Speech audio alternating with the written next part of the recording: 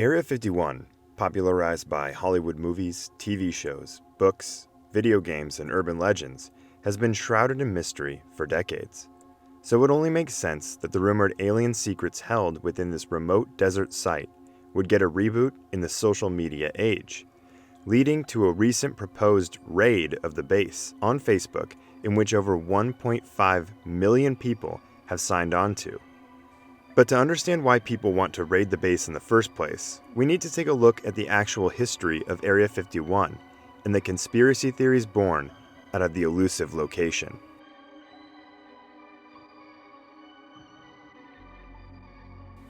In the early 1950s, U.S. planes were conducting low-flying recon missions over the USSR, but there were constant worries of them being spotted and shot down. So, in 1954, President Eisenhower authorized the development of a top-secret, high-altitude recon aircraft dubbed Project Aquatone. The program required a remote location that wasn't easily accessible to civilians or spies. Area 51 fit the bill perfectly. It was in the Nevada desert near a salt flat called Groom Lake. No one knows exactly why it's called Area 51, but one theory suggests it came from its proximity to the Nevada nuclear test sites. The Nevada test site was divided into numbered designated areas by the Atomic Energy Commission. The location was already familiar territory for the military, as it has served as a World War II aerial gunnery range. In the summer of 1955, sightings of unidentified flying objects were reported around Area 51, but that's because the Air Force had begun testing its U-2 aircraft. The U-2 can fly higher than 60,000 feet. At the time, normal airliners were flying in the 10,000 to 20,000 feet range, while military aircraft topped out around 40,000 feet. So if a pilot spotted the tiny speck that was the U-2 high above it, they would have no idea what it was, and they would usually let air traffic control know someone, or something, was out there. This is what led to the increase of UFO sightings in the area. While Air Force officials knew the UFO sightings were U-2 tests, they couldn't really tell the public, so they explained the aircraft sightings by saying they were natural phenomena and high-altitude weather research. Naturally, with the government being so tight-lipped about this specific base, and not even admitting to its existence until 2013, stories started to spread about all the weird things that were happening in this desolate swath of desert.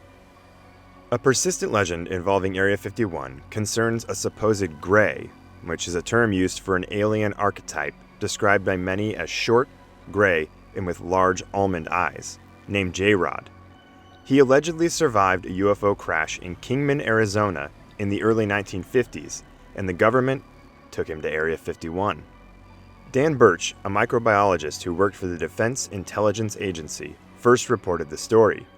Dan stated he worked at Area 51 Groom Lake, the runway section of the base.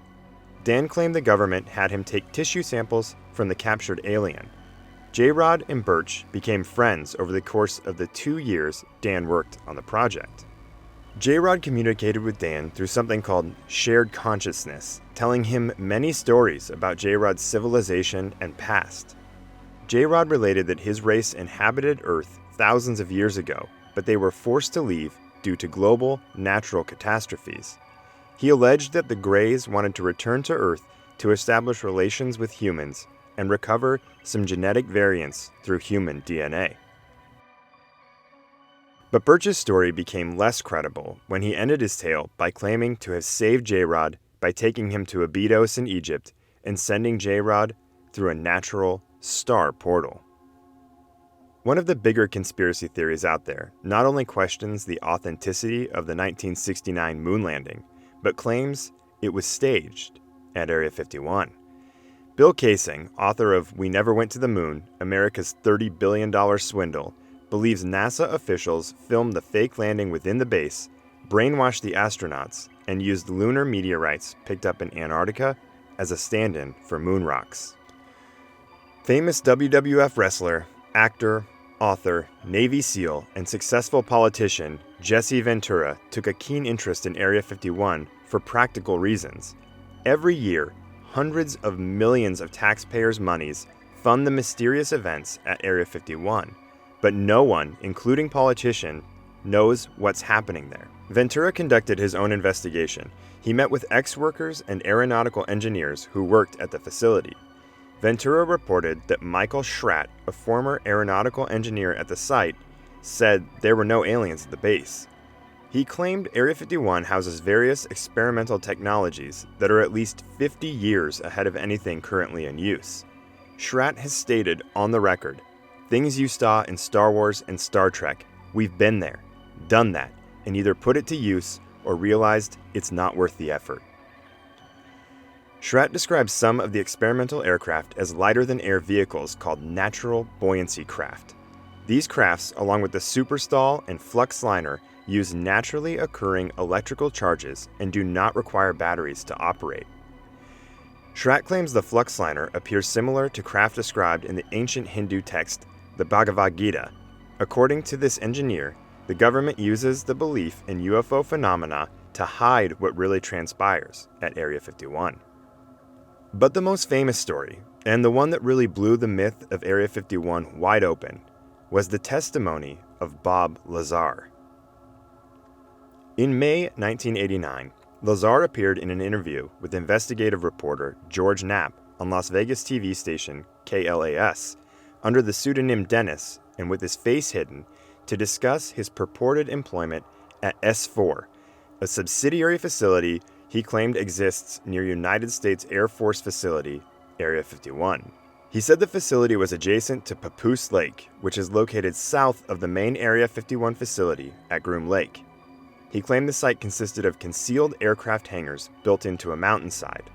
Lazar said that his job was to help with the reverse engineering of one of 9 flying saucers. He claims one of the flying saucers, the one he coined the sport model, was manufactured out of a metallic substance similar in appearance and touch to stainless steel. In a subsequent interview that November, Lazar appeared unmasked and under his own name. Lazar claims that the propulsion of the studied vehicle was fueled by atomic element 115, moscovium, first synthesized in 2003, or E115. Lazar explained that E115 generates a gravity wave. In addition, Lazar claims that during his onboarding to the program, he read briefing documents describing the historical involvement with Earth for the past 10,000 years by extraterrestrial beings, gray aliens from a planet orbiting the twin binary star system Zeta Reticuli, which was also previously claimed to be the origin of the beings encountered in the alleged abduction of Barney and Betty Hill, another famous UFO case. As of September 2019, no extrasolar planets have been found in the Zeta Reticuli system. But Lazar's story garnered media attention, controversy, and supporters, but still, to this day, Lazar cannot support with evidence his core claim of alien technology. Many believe that the US government has no qualms about resorting to extreme methods like kidnapping or even assassination to protect what goes on at Area 51. Environmental laws, oddly enough, exclude Area 51, with some employees having alleged that the practices at the base cause them to suffer from health issues, but the courts have dismissed the cases based on complicated issues of jurisdiction. And because the base has no official congressional oversight, rumors continue to circulate that anyone who comes close to discovering the real purpose of Area 51 dies under mysterious circumstances or are persuaded to stay silent due to threats and pressure from the elusive Men in Black. But the public did find out that Area 51 officially existed in August 2013 after Dr. Jeffrey T. Richelson, a senior fellow at the George Washington University National Security Archive, submitted a Freedom of Information Act request in 2005 for information on the CIA's Lockheed U-2 plane reconnaissance program, the secret construction and testing of spy planes used to gather intelligence. The request forced the CIA to declassify documents on the history of the U-2 and A-12 Oxcart program and the military base where the planes were constructed and tested, Area 51. The testing of the U-2 ended in the late 1950s, But Area 51 has continued to serve as the testing ground for many aircraft, including the F-117A, A-12, and Tacit Blue.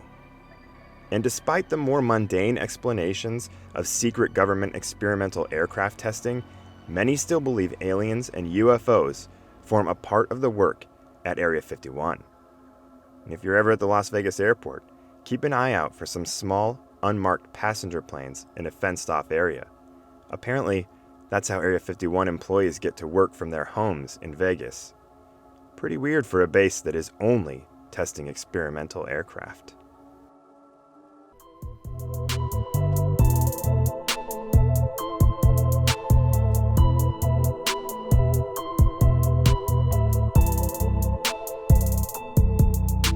If you enjoyed this video, please like, subscribe, and check out the rest of the content on our channel. And if you have an idea for a haunted attraction or place that we should talk about in the future, please leave your thoughts in the comments below.